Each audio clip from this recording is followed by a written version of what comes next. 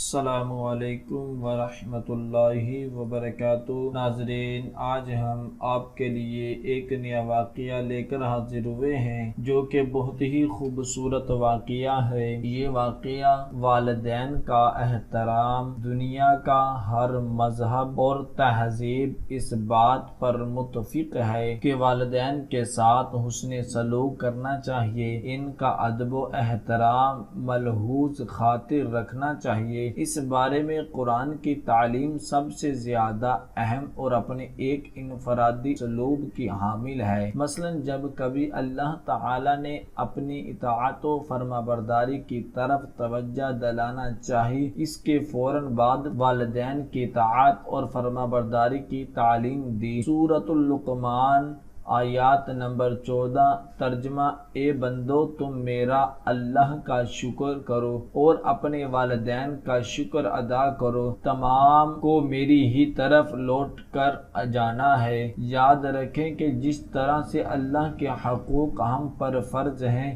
بالکل اسی طرح انسانوں کے حقوق بھی ہم پر فرض ہیں اور اتنے ہی اہم ہیں۔ انسانوں میں والدین کے حقوق سب سے بڑھ کر ہیں۔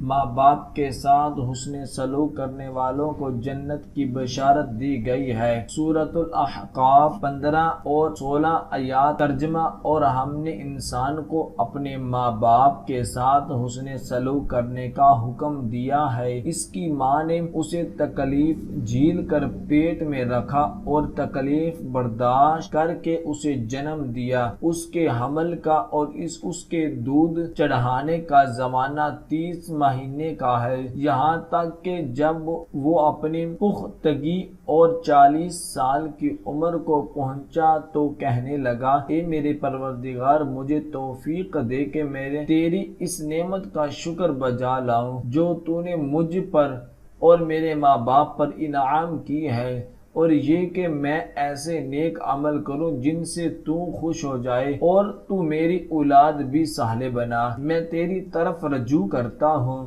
اور میں مسلمانوں میں سے ہوں۔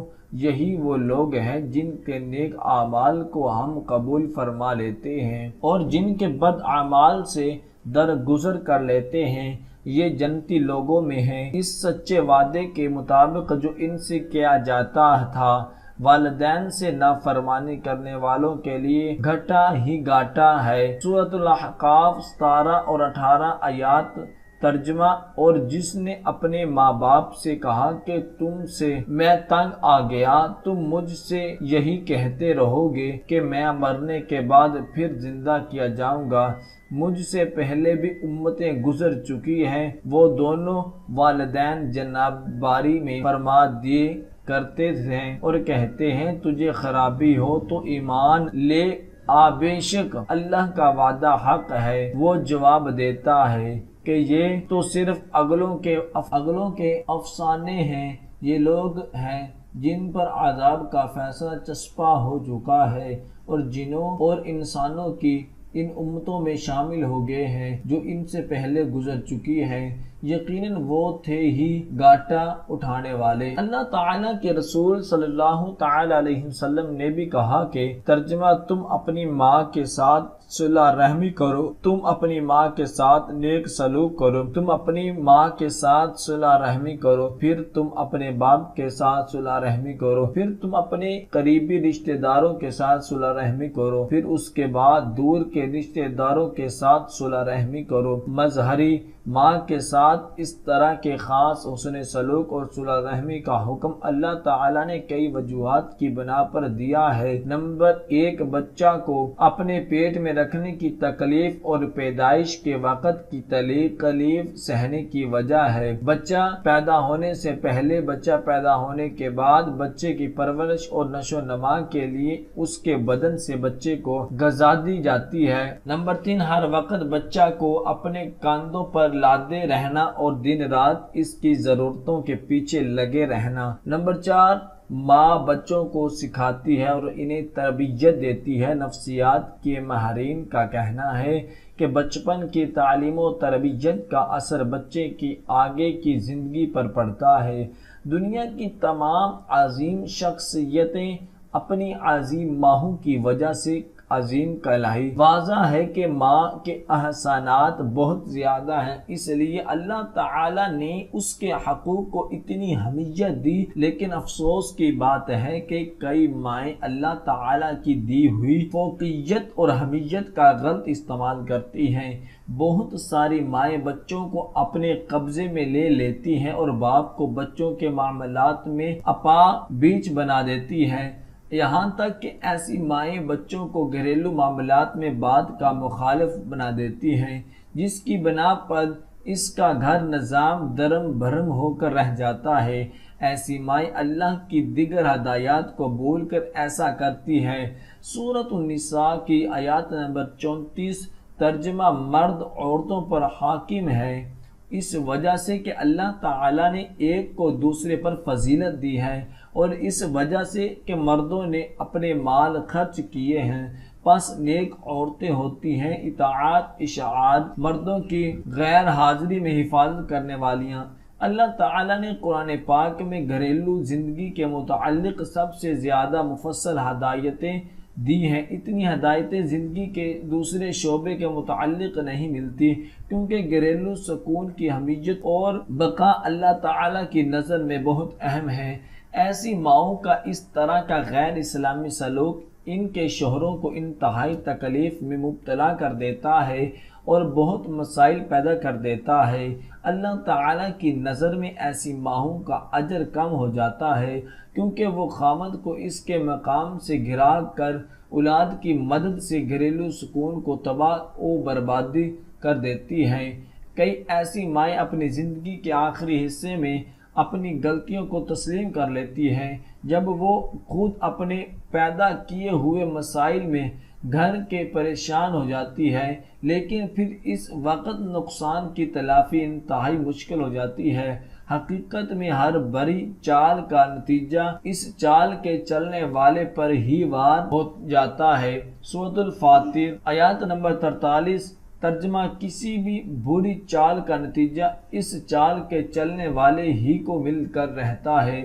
سورۃ الاسراء آیات نمبر 23، 24 اور 25 میں والدین کے ادب و احترام کے لیے مزید تفصیل دی گئی ہے۔ ترجمہ اور تیرا پروردگار صاف صاف حکم دے چکا ہے کہ تم اس کے سوا اور کی عبادت نہ کرنا اور ماں باپ کے ساتھ احسان کرنا۔ اگر تیری موجودگی میں ان میں سے یا دونوں بڑھاپے کو پہنچ جائیں تو ان کے آگے اف تک نہ کہنا، نہ انہیں ڈانٹ ڈپٹ کرنا، بلکہ ان کے ساتھ ادب و احترام سے بات چیت کرنا اور عاجزی اور محبت کے ساتھ ان کے سامنے تو تواضع کا بازو پست رکھے رکھنا اور دعا کرتے رہنا، اے میرے پروردگار ان پر ویسا ہی رحم کر جیسا انہوں نے مجھے بچپن میں پالا۔ جو کچھ تمہارے دلوں میں ہے اسے تمہارے رب بخوبی جانتا ہے۔ اگر تم نیک ہو تو وہ تو رجوع کرنے والوں کو بخشنے والا ہے۔ ان آیات میں اللہ تعالیٰ نے اپنی اطاعت کے بعد دوبارہ والدین کے ادب و احترام کی بات کی ہے۔ ان آیات میں اللہ تعالیٰ نے ہمیں سمجھایا ہے کہ ہم بچپن میں کس طرح بے یار و مددگار تھے اور والدین نے ہمیں پالا پوسا اور پروان چڑھایا۔ ہمارے والدین ہماری ہر خواہش پورا کرتے رہے تھے مکمل خلوص اور محبت کے ساتھ، اسی لیے اولاد پر فرض ہے کہ وہ والدین کا احترام کرے اور ان سے اچھا سلوک کرے۔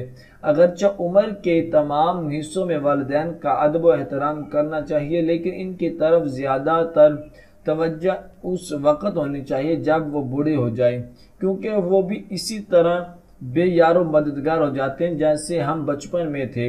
اللہ تعالیٰ ان آیات میں مدرجہ ذیل ہدایت ہمیں دی ہے۔ والدین کو ان کے بے عزتی کے طور پر چھوٹے سے چھوٹا لفظ بھی نہیں کہنا چاہیے۔ نمبر 2، ان کے سامنے چلا کر نہیں بولنا چاہیے۔ انتہائی محبت بھرے لہجے اور ہمدردی کے انداز میں ان سے بات کرنی چاہیے۔